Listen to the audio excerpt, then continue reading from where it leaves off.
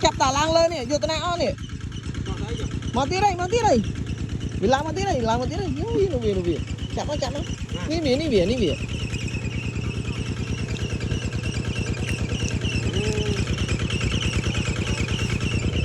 mát này pi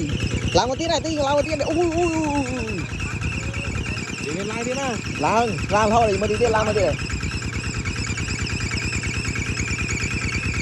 đây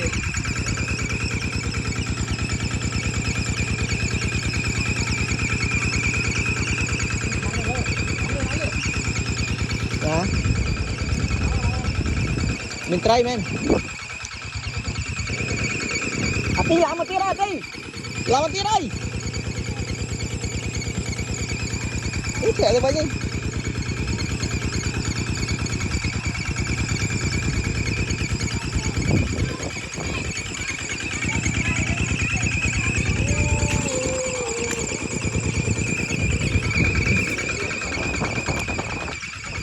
bay gì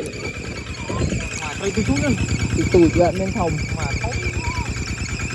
thế lăng thì lại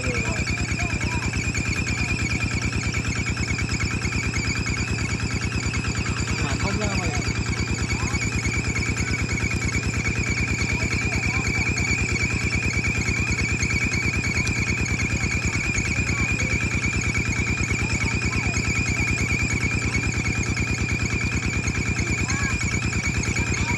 tay bên tay đi hả tay bên tay đi mới băm nhiều rồi tay bên tay đi mình đi tụt vậy như là đi băng lên cái